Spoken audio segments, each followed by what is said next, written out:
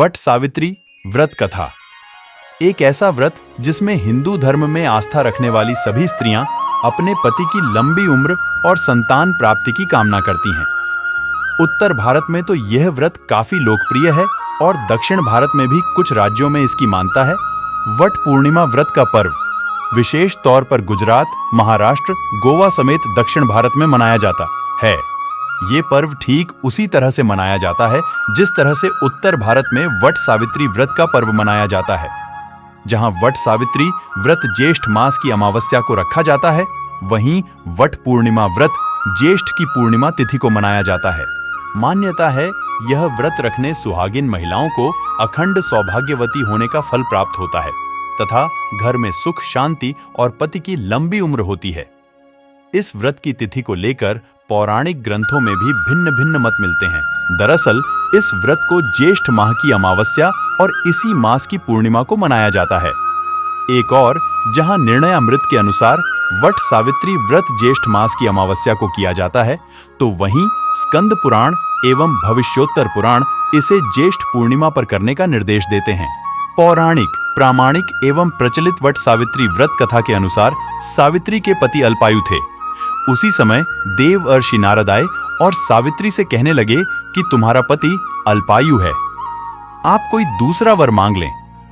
पर सावित्री ने कहा, मैं एक हिंदू नारी हूं, पति को एक ही बार चुनती हूं। इसी समय सत्यवान के सिर में अत्यधिक पीड़ा होने लगी। सावित्री ने वट वृक्ष के नीचे अपने गोद में पति के सिर को रख उसे लेटा दिया। उसी समय सावित्री ने देखा अनेक यमदूतों के साथ यमराज आ पहुंचे हैं। सत्यवान के जीव को दक्षिण दिशा की ओर लेकर जा रहे हैं।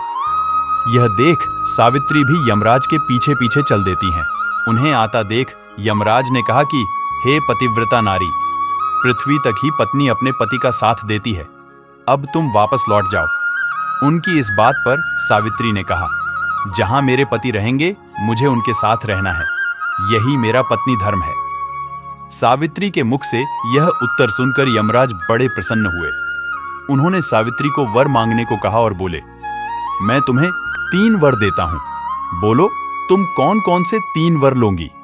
तब सावित्री ने सास ससुर के लिए नेत्र ज्योति मांगी, ससुर का खोया हुआ राज्य वापस मांगा एवं अपने पति सत्यवान के 100 पुत्रों की मां बनने का वर मांगा। सावित्री के यह तीनों वरदान सुनने के बाद यमराज ने उसे आशीर्वाद दिया और कहा, तथास्तु, ऐसा ही होगा। सावित्री पुनः उसी वट वृक्ष के पास लौट आई जहां सत्यवान मृत पड़ा था। सत्यवान के मृत शरीर में फिर से संचार हुआ। इस प्रकार सावित्री ने अपने पतिव्रता व्रत के प्रभाव से न केवल अपने पति को पुनः जीवित करवाया, बल्कि सास ससुर को नेत्र ज्योति प्रदान करते हुए उनके ससुर को खोया राज्य फिर दिलवाया। तभी से वट सावित्री अमावस्या और वट सावित्री पूर्णिमा के दिन वट वृक्ष का पूजन अर्चन करने का विधान है। यह व्रत करने से सौभाग्यवती महिलाओं की मनोकामना पूर्ण होती है और उनका सौभाग्य अखंड रहता है। सावित्री के पतिव्रता धर्म की कथा का सार यह है कि एक निष्ठ पतिपरायणा स्त्रियां अपने पति को सभी दुख और कष्टों से दूर रखने में समर्थ होती हैं। जिस प्रकार पतिव्रता धर्म के बल से ही सावित्री ने अपने पति सत्यवान को यमराज के बंधन से छुड़ा लिया था, इतना ही नहीं, खोया हुआ राज्य तथा अंधे सास ससुर की नेत्र ज्योति भी वापस दिला दी। उसी प्रकार महिलाओं को अपना गुरु केवल पति को ही मानना चाहिए। गुरु दीक्षा के चक्र में इधर उधर नहीं भटकना चाहिए। वट सावित्री पूजा विधि वट सावित्री व्रत में वट यानी बरगद के वृक्ष के साथ साथ सत्यवान सावित्री और यमराज की पूजा की जाती है। माना जाता है कि वट वृक्ष में ब्रह्मा, विष्णु और महेश तीनों देव वास करते हैं। अतः वट वृक्ष के समक्ष बैठकर पूजा करने से सभी मनोकामनाएं पूर्ण होती हैं। वट सावित्री व्रत के दिन सुहागिन स्त्रियों को प्रातःकाल उठकर स्नान करना चाहिए। इसके बाद रेत से भरी एक बांस की टोकरी लें और उसमें ब्रह्मदेव की मूर्ति के साथ सावित्री की मूर्ति स्थापित करें।